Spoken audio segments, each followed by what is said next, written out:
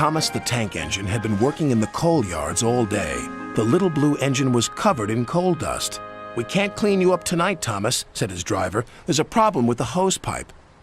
"Bother," said Thomas. "A bath would make me feel much better. The others are sure to say I look silly." But the engines were too busy arguing to notice Thomas.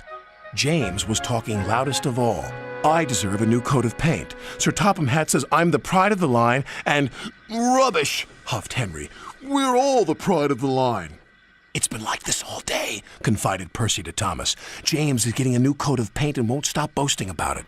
"Why, James? I'm the one who needs a new coat. Look at me." "I'd rather not," retorted James. "You're not a pleasant sight, and wouldn't understand the needs of a really important engine." Thomas was fuming.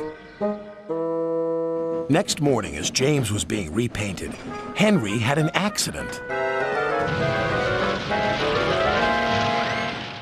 "If you can't push cars properly, Henry, why not talk to a tree instead? You know how much you like the forest." "As a matter of fact, Bossy Boiler, Sir Topham Hatt is inspecting the island for trees that are too close to the line. He's worried they might cause trouble." "Pah!" laughed James. "If I came upon a tree, I'd just push it aside." "Really?" Henry replied. Soon James was showing off his paintwork. "Make way for an important engine."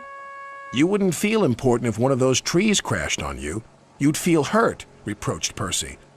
"Rubbish! It wouldn't dare." "You should be careful, James. Trees can be just as powerful as engines," advised Terence. "Oh, please. Now, excuse me, Sir Topham Hatt needs me to pull the express." And he huffed away.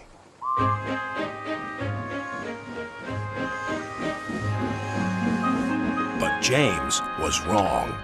"You must go to the yards and collect an important goods train, James.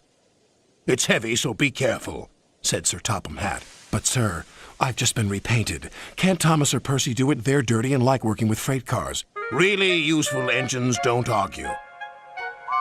So James didn't.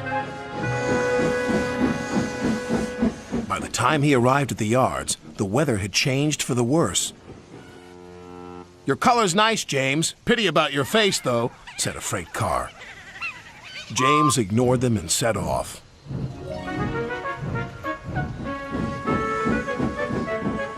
Soon they came to a hill, and his driver knew they were in for a difficult time.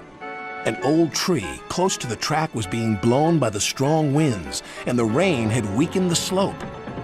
All of a sudden, the tree moved.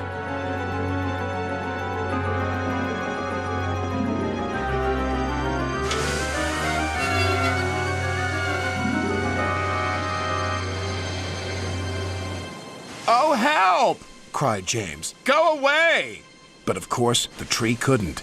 James tried to reverse away from the tree, but his train was too heavy. Then he heard a whistle. "It's Thomas," called his driver. James felt embarrassed and worried that Thomas would laugh at him, but Thomas didn't. He knew this was no time for teasing. "Beep, beep." "I'm ready," whistled Thomas. "So am I," replied James.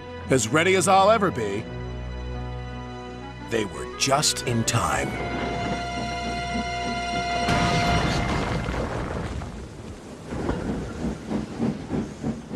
Later, James spoke to Thomas. "Percy and Terence were so right to warn me. Thank you for rescuing me, Thomas." "Oh, that's all right. We engines must pull together, whatever the weather." Just then, Edward bustled in. "Sir Topham Hatt thinks you're both brave engines. Thomas, you're going to have a new coat of paint. And James, Sir Topham Hatt says that tomorrow you'll pull the special express." Everyone was very happy.